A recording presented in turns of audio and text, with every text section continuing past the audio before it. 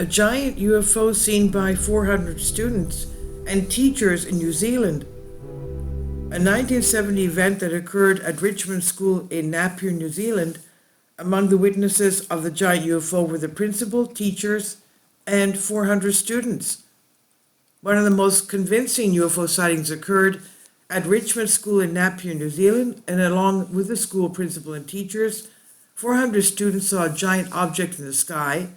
This event was mentioned in the Napier Daily Telegraph May 8, 1970, just one day after the sighting of a huge UFO, with this headline, "Mystery Sky Object Seen by Teachers and 400 Children." The article transcription says a huge unidentified flying object, which appeared as a hole in the sky, as it hovered near Napier, was watched for up to 20 minutes by the headmaster, teachers, and more than 400 students at Richmond School, Maranui, yesterday afternoon, the headline said. Witnesses to the sighting said that there was an unearthly quiet as the usually noisy children stopped their play and watched, awed and fascinated by the saucer-shaped object. The headmaster, Mr. W. Billing, said he was watching the children playing in the school grounds when he noticed the object moving in from the south. "I thought it was an aircraft at first," he said. "Then I realized it had stopped moving and it appeared as an extremely brilliant object in the clear sky." As he drew the teacher's attention to it, the children also spotted the object and stopped their play. It was like a huge wingless plane with the sun glistening on it, but what amazed us was that it was also glistening on the side away from the sun, he noted. The object seemed to be hovering in an area between West Shore and Tongio. We were watching it when the plane came into view and landed. There was definitely no comparison between the object and the aircraft, he explained. After hovering for 3 or 4 minutes, the object began to move away, and then it moved at right angles, and the next thing we knew, it was like a round ball with the middle a transparent-like screen. It then flattened out again and continued to move away in a straight line to become like a bright star. All of a sudden, it seemed to light up again, like an extremely brilliant planet, and then faded again before it moved away at speed, Mr. Billing said. The object was last sighted about 2:23 p.m. It was not a weather balloon, which you would not see change from round to an oval shape, Billings claimed. It was also definitely a solid object, and you seemed to get the feeling it was metallic. One of the teachers, Mr. A. Coveney, said that he had read reports of people sighting the unidentified objects, but he was always rather skeptical until that day. He said, "We thought half of Napier would have seen it. Here at the school, everyone was standing with their mouths open trying to work out a logical answer to it.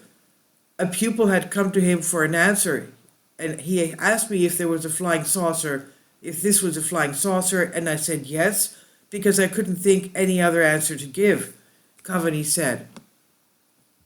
The sighting had stopped the usual sounds of noisy play. The whole area seemed to be so naturally quiet that it was uncanny, he noted. It was not only the movement of the flying saucer, which were unearthly, but also the appearance of the craft when it changed shape.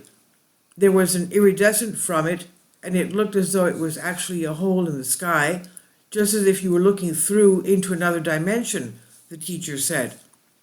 Other than the Napier sighting, there were mass UFO sightings that happened prior to it. For example, on September 20th, 1956, Southwell School, Claudeland's boys and masters saw a brilliant white object slightly larger than the moon. And here is Mr. Perry's, one of the master's personal report made to the Hamilton UFO Research Society. The object was approximately due north about 50 degrees elevation at, I should judge, 3,000 to 4,000 feet altitude. It was brilliant white in color. I cannot recall having seen such a dazzling pure whiteness. The object remained in a stationary position for at least a minute. It then moved away at remarkable speed to the north, rapidly becoming smaller until it was lost to sight, It took 10 seconds to disappear. There were no clouds in the area of the sky in which the object was observed. No markings, motion, spinning, etc. could be seen. It simply appeared as if it was a perfect disk. It was observed by 2 other masters and some 50 boys. And this was reported on March 1957. Then on December 20th, 1968, a group of children at Te Mata School, Havelock North, New Zealand, reportedly saw a flying saucer at close range in the morning, and it frightened them. This was December 20th, 1968. The description of the object by half a dozen children who saw it hovering above an orchard near the school at 11:20 a.m. varied in detail, but all of them agreed on its size and shape, and everyone said they were scared. They said that they could see a hatch, an antenna, as the saucer-shaped object hovered at a low level over some poplar trees. They reported that the object made a clicking noise and was about half the size of the school swimming pool. The children were in a non-swimming group and drew the attention of their teacher, who was giving swimming lessons to other members of the class, to the object as it suddenly shot upward and traveled northwards towards Hastings, leaving a vapor trail. The teacher said he watched the object for 10 minutes as it traveled backwards and forwards across the city of Hastings. At times, the teacher thought it could be an airplane, and at other times it appeared to be too round to fit the description of an aircraft he knew.